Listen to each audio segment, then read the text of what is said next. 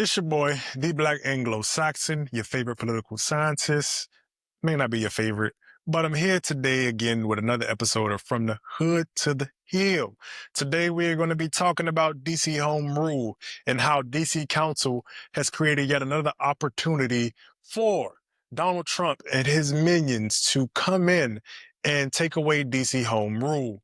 For those who may not be here with us in Washington, D.C., Home Rule is going to be a piece of legislation that actually gives us a level of self-autonomy over our governance, over our executive body, over our legislative body, and how we move forward with our business. DC is a kind of quasi-federal local municipality, and so they have the opportunity, Congress that being, to give certain levels of oversight on the legislation that we pass. Congresswoman Eleanor Holmes Norton has done a great job, I guess, in building relationships within Congress. So we haven't really had that issue come up within like the last 2 decades, I'd say, so long as I've been alive. But recently, of course, Donald Trump has been on Get Back. The Republicans have been on Get Back as a whole.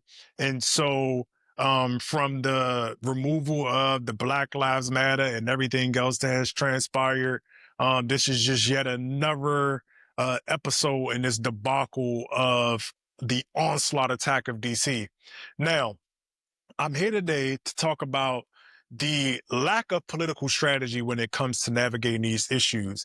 And I think this is the issue when it comes to DC and DC politicos living in this echo chamber, because part of the issue is that they create a blind spot for themselves. Because let's say, for example, a person like myself, your favorite political scientist, I kind of get ISO because I don't necessarily fall within the ideological spectrum that most DC liberals, progressives fall within, right? I am a Democrat by trade, but I don't necessarily ascribe to a lot of the values and principles that people within our party have. And I think because of that blind spot, they have created this opportunity for the GOP and Donald Trump to come in and make an argument of why we shouldn't have DC home rule. This is just yet again another compounding issue, because a lot of people are going to be upset, and I see people in a chatter on Twitter about, hands off DC, et cetera, et cetera. But this is what I mean by people not having the level of political understanding or strategy that it takes to actually be in this moment in current time where we are having onslaughts to our ability to move and navigate as a body. Because the question that I have for everybody is, before I get into this article, why did DC Council think that putting themselves in a position to have off the record meetings would not come back up? Am I tripping? Like, that makes sense. Like, if I'm the opposition, and again, this is for me not an argument about whether I think that the GOP is actually genuine in their care about transparency or values or any of the processes that go in with having a body of integral political outcomes, right? That's not what I'm talking about. What I'm talking about is actual just political strategy and being able to build narratives, controlling the narrative. Because what controlling the narrative does is it allows you to not only control the expectation, but it allows you to safeguard yourself. Because what is and has happened is that Democrats have tried to take the moral high ground, right? And I'm going to use two examples. The first one being the fact that prior to this, right, you have a DNC who circumvents a primary process. And a lot of people would say, well, they kind of shoehorn Donald Trump in as their choice in the primary, or the lack thereof, right? But they don't run on that level of integrity as to where Democrats do. And that is their critique of the GOP and why they tell people to vote for them rather than the other. The reason why that's an issue or presents an issue is because when you do that, you position yourself to have to move and navigate in a certain way if you want to continue to wield it as a sword, right? Doing that undermines your own argument. So we, the DNC, can circumvent a primary. And again, our own voter base became more apathetic to the process as a result of seeing that, because it's like, well, you aren't actually doing what it is you're saying that this other group doesn't do. And so with every step, you're losing more credibility. And with every amount of credibility that you lose, you become an easier target. Why is that important here? Before I go into it, I'm gonna bring y'all up the actual article. Give me 1 second. 1 second. So this is the article, right? The Republican senator wants Congress to have more oversight of DC. Senator Mike Lee filed a bill on Wednesday that could expand the federal government's ability to flex muscles over DC affairs by adding a new mechanism for congressional oversight on local laws enacted even in an emergency. The proposal would alter the Home Rule Act, the decades-old law that offers D.C. residents some semblance of self-governance by requiring the city to send short-term emergency legislation to Congress within 3 days after enacting it. It comes at a time when the city is fielding numerous threats from President Donald Trump and congressional Republicans to undermine local autonomy. And again, this has been going on before they even got in office. They have been gearing up, waiting for this moment. Keep all of that in mind, because this is what the difference between actually having political strategy and just focusing in on law. Because of DC's lack of statehood and unique status as a federal enclave, legislation passed by the DC Council then goes to Congress for both the House and Senate to review. During that period, Congress can pass what is called a joint disapproval resolution rebuking the act. If the president agrees, the act doesn't become law. Currently, however, the council can enact legislation on an emergency basis that goes into effect immediately for up to 90 days and without congressional review. So something can be on record for 90 days without the congressional review, right? So let me skip down a little bit. America's capital cities should be the envy of the world, not a national embarrassment, Lee, a frequent critic of D.C. Policies who has proposed repealing the Home Rule Act, said in a statement to the Washington Post. If the council was not willing to tackle crime, clean up the city, and cooperate with federal law enforcement, it makes sense that they would want to operate in the shadows. But sunlight is the best disinfectant. Now, why is that statement important? Because again, it is situating narrative to sell a particular policy, because policy is sold through narrative. It's why it is hard for me to organize people, because I don't have the narrative. So when you all are dealing with and navigating people, you have to understand that controlling the narrative is very important, because it allows you to sell. In politics, in governance, your capital or your product essentially is ideology. That's what we're selling. We are selling ideology, and we are selling it basically to people so that we can create winners, losers, situations, environments that actually create and reproduce outcomes. That is what you are doing. So the control of the narrative is highly, highly, highly important, right? And so you have to be very careful about what you think is a win and how you are going about navigating spaces, especially when you know you are under attack and threat. So back to the article. His bill joins a slew of measures proposed by Republican members of Congress, increasingly eager to exercise their significant authority over the district on issues including police reform and automated traffic enforcement.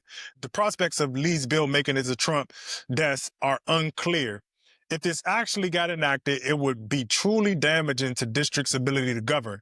D.C. Council Chairman Phil Mickelson said in his statement to the Post, and is not as if Congress is speedy and is considering the needs of the district. Exhibit A, they couldn't get 15 judges confirmed for our courts, which currently have almost a quarter of the seats vacant. Exhibit B, we're still waiting for the House to take up the Senate to fix the continuing resolution debacle. And of course, nothing could go through Senator Lee's proposed process right now with the House suddenly on recess until September. D.C. Mayor Muriel Bowser declined to comment through a spokesperson. The office of Harriet Hagman, who resides in Wyoming, said she is sponsoring the same legislation in the House and likely appears motivated by a step taken by D.C. Council this year to shut the public out of many of its meetings, including any sessions with Bowser. Now, my question is, why didn't somebody think about in this moment how that would come back to bite you in the butt? And this is the other example I want to use, because everybody loves to talk about chestnut checkers, chestnut checkers, chestnut checkers. Y'all motherfuckers swear y'all playing chess, but it seems like y'all really, really suck at it. Because in chess, right, if I move a particular piece and let's say I'm moving away where it opens up the lanes to my king, and you like, woof, that's crazy. Or it opens up the lane to a piece where you can easily take him, and you like, that's crazy. Let me go ahead and snatch that up, right? 9 times out of 10, if you're playing a competent opponent, they want you to make that move. Because they understand that move is the back door, and now I'm about to take up maybe 5, 6 of your pieces. And you're going to be wondering, how did it happen? How did it happen? It happened because you did not understand that the door was open for you to take. And in this case, you weren't even prompted. You just opened the door. And this is what kills me with the echo chamber in DC. Because see, I'll be the bad guy for just asking a question of, wow, that was really stupid. In a moment where you understand that you are under attack, you are going to create a piece of legislation and create an environment where somebody could build and compound on top of the narrative that you all are moving in a shady way. Because this is what she's saying when she says the disinfectant is sunlight.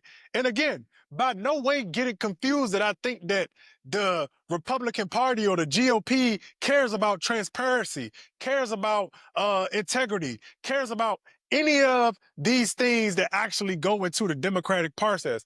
I don't really think most people care about it, but that's not the point. The point in politics is sometimes just pure strategy. I'm not going to do it because I understand that I'm under attack. And I understand that the message that sends, again, the message that sends, because it's the same thing with the primary. It's the same thing with the primary process being circumvented in the DNC. It's the message that it sends. It's not necessarily that, oh, well, they bad too, or oh, they trash too. Okay. Don't mean I'm not going to use don't mean I'm not going to use the narrative. That's like saying, oh, well, he sell drugs too. Yeah, but I'm going to rat you out so you can get caught. You're still going to jail. Or I still get the victory. So the argument isn't about, oh, keep your hands off of DC. How are you moving to not create a space that allows or creates a shield around DC? Not allowing them to build a narrative on top of the vendetta that they already have against you. Because is some of it petty? Yeah, absolutely. Well, most politics is petty. I can't tell you, it's easier to count how many people are not petty in politics than it is to count how many people are, because pettiness just seems to be around. And that's on both sides, Democrat and Republican. I ain't never been a part of the Tea Party or the Green Party or none of that, but probably is there too. Am I tripping? Just y'all tell me, am I tripping that right there in itself is a retarded move? And again, I'm not saying that these people are stupid. They're intelligent. But that, y'all don't have political strategy. And y'all, the crazy other part is, y'all don't have people around y'all because they don't fall into y'all ideological spectrum or they critique y'all. Now y'all isolate them. And this is what we get. Because again, I'm upset because taking away home rule impacts me. But if I was near y'all, I would have told y'all, no, don't do that. Come on, man. Come on, man. He on y'all ass. Comment. Tell me if I'm tripping on that. Because I don't understand the logic as to why you would do something like that in a moment like this. And then y'all gonna weaponize all these young people who don't have a mind enough to say that, no, y'all did something stupid to put us in a position. It does me no justice to talk to the GOP and tell them to hands off. They're not gonna do that. Clearly they want hands on. Like the video, man. Share the video. Leave a comment. Am I tripping or nah? Like, am I saying what I'm saying? Does that make sense? No? Yeah? Again, I may be wrong. I don't know. I'm not always right.